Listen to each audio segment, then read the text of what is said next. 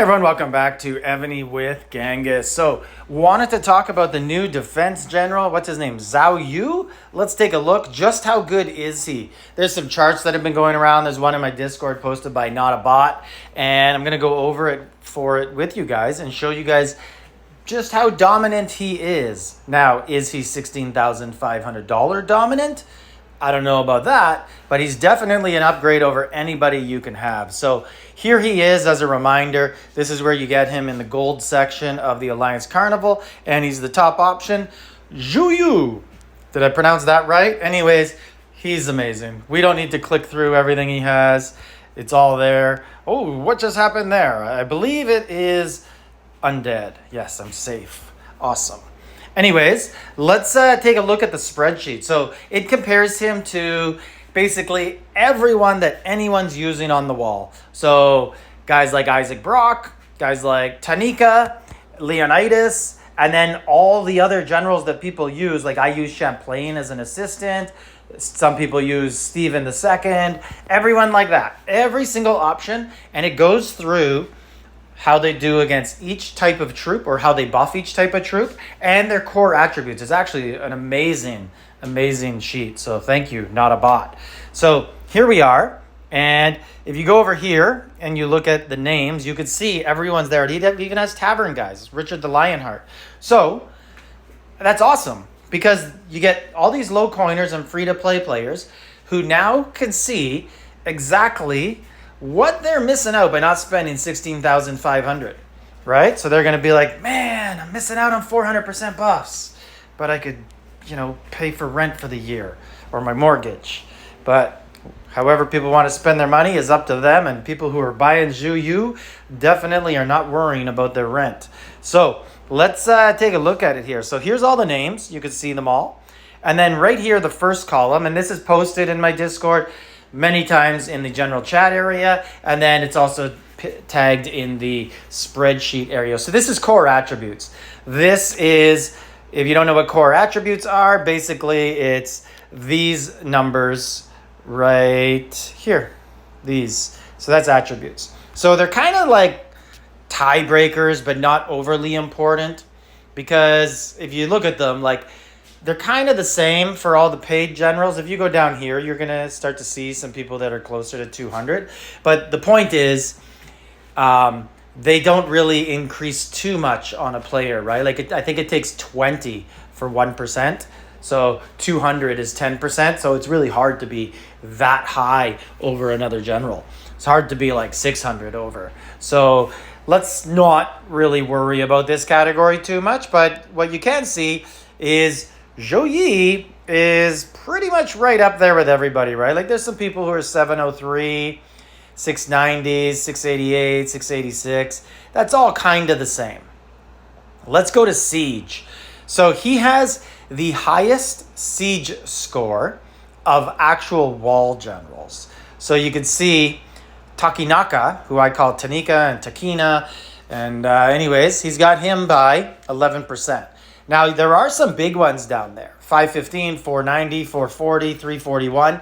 They're going to be siege generals that people put on the wall. Champlain, Steve II. Who else would be there?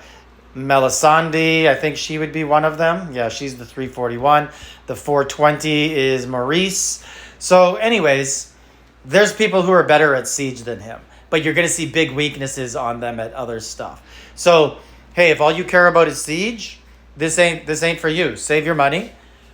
Get two siege generals and put them together. But if you're looking to be a more well-rounded keep and be amazing at siege, obviously he's the guy.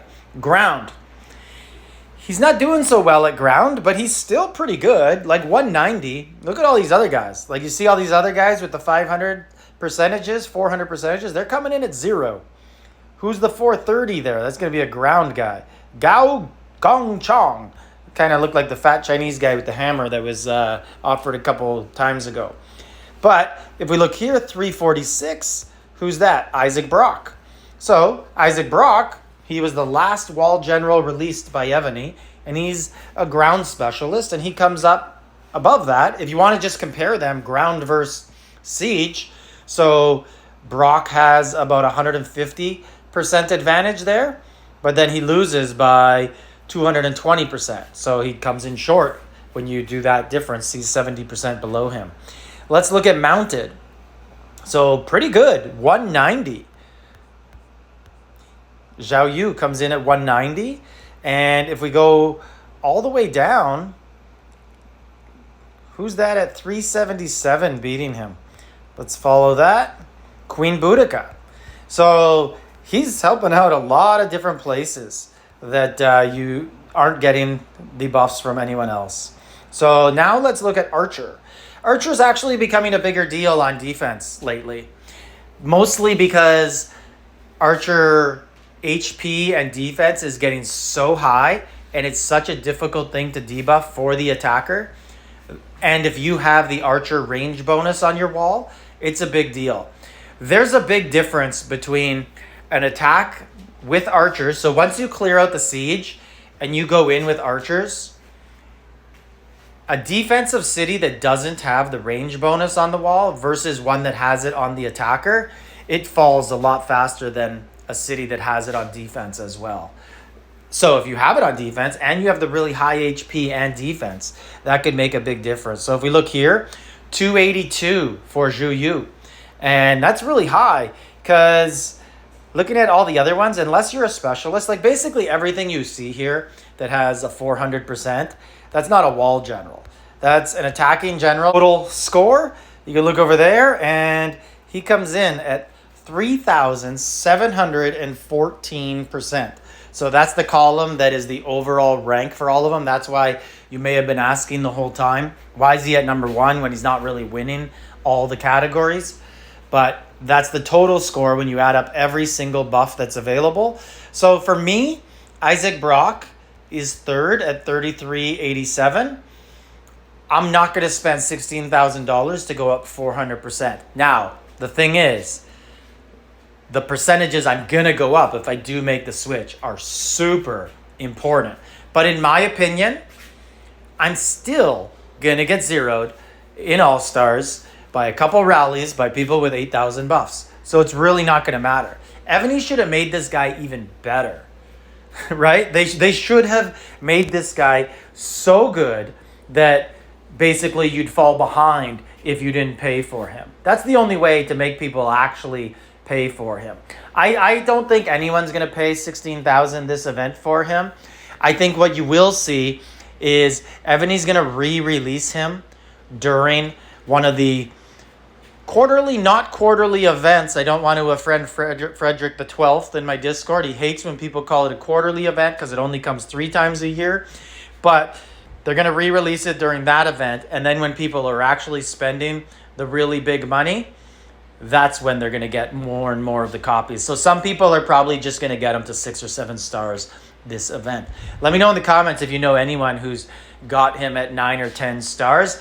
Let me know in the comments how awesome this is of a chart that Not a Bot posted. And like, subscribe, leave a comment.